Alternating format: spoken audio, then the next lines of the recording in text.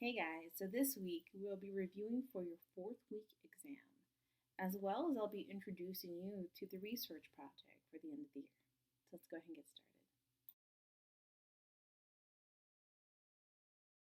Okay, so this is our main page. We're going to go over what we're doing this week. So if we open up the folder April 20th to 24th, that's this week, you'll see on the top our checklist like we do every single week.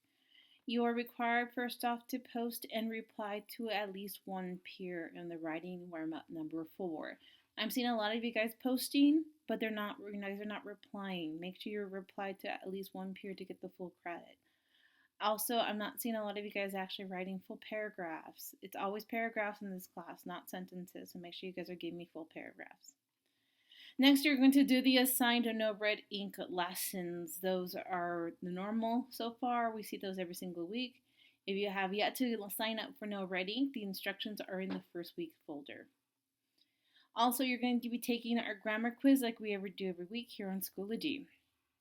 You're going to watch this video, which I hope you're doing now. Take the EPISD at home 4 weeks exam. Read chapters 5 and 6 of To Kill a Mockingbird by Harper Lee. Now keep in mind, chapters 5 and 6 are not on the test. I'm only focusing on chapters 1 through 4, so don't feel like you have to read those before you take the exam, okay?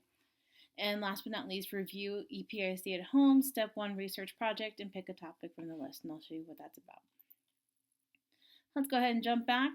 So I'm going to talk about really quick about the exam. So I'm going to review with you guys really quickly just by going back to the other folders. And I want to show you where all the information is. Okay, as long as you review all the information we've gone over, you should be fine on this exam. So our first week was this one right here, March 30th through April 3rd.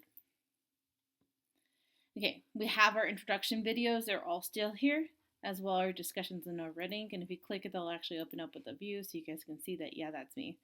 Okay. You'll have your grammar lessons, that's for the no red ink. And you have your expository essay analysis. So I'm going to open that up really quick. Okay. You'll have your video lesson of the PowerPoint, and this is the expository PowerPoint. I'm just going to open up the PowerPoint for you. Now, you'll be expected to know just about almost all the information on here, okay? So, what is expository? What are the types of expository? These are all the main questions I'm asking you, okay? I'm going to give you a prompt, and you have to tell me what type of prompt is it going to be. Do we want to do it descriptive, process, comparison, cause and effect, or problem solution, okay? You will not have to do this, but you better know ACE. I'm sure by now you do, because I've kind of drilled it in you guys since day one.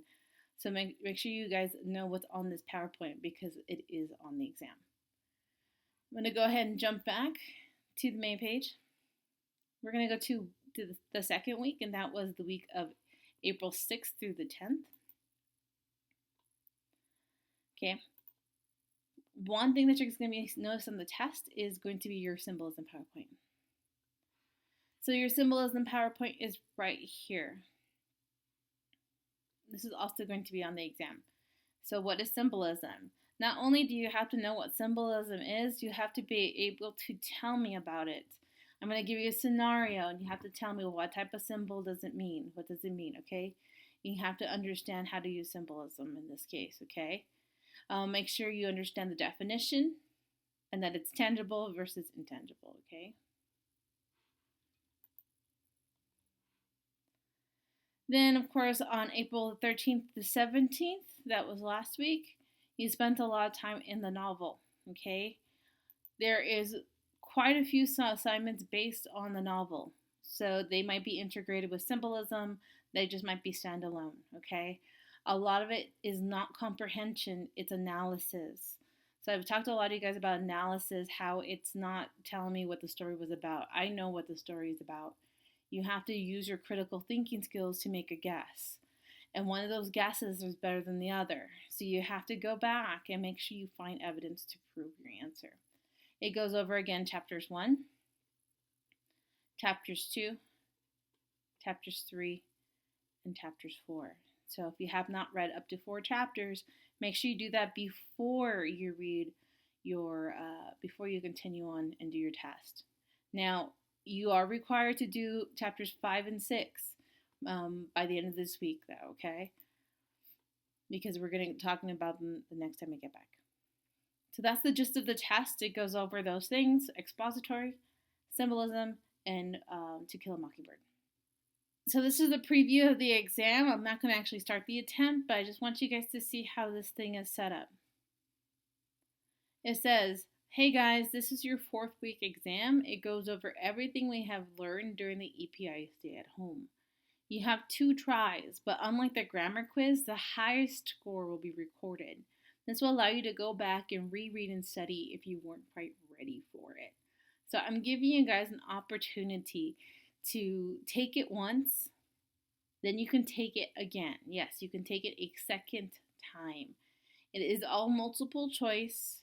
The questions and the answer choices are randomized, so be warned of that, and make sure you do take your time on it, okay?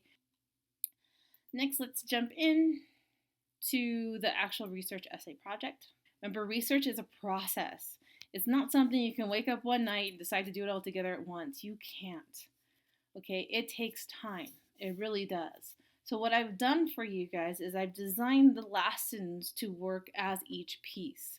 So as long as you're keeping up with each assignment, you should be able to have everything ready to go on that last day I want you to submit it. So we do have a PDF on the bottom. I'll talk about that in a second. So this PDF actually has a lot of the information you're going to need. But what I want you guys to do is after you open a PDF, you'll see a list of topics, and I'll show you what they are. And you're going to post what topic you want to do in this discussion board. So you have the post here, you write that comment, and you tell me which one you're going to do. So let me show what that looks like. So To Kill a Mockingbird research topics, you have Jim Crow laws, the Ku Klux Klan, Plessy versus Ferguson, and lynching and lynch mobs. We have some links to help you out, some resources as well. Okay, so there's a lot of stuff. There's a lot of resources for you here, so you don't have to do so much digging by yourself. We have America and the world of 1930s. This is the time period of To Kill a Mockingbird. So you have these ones you could do. You can do number 5, the stock market crash. You want to research that. The Dust Bowl, you want to research that. Herbert Hoover versus Franklin Delano Roosevelt, you want to do that. Okay, now again, there's a lot of resources here. Okay?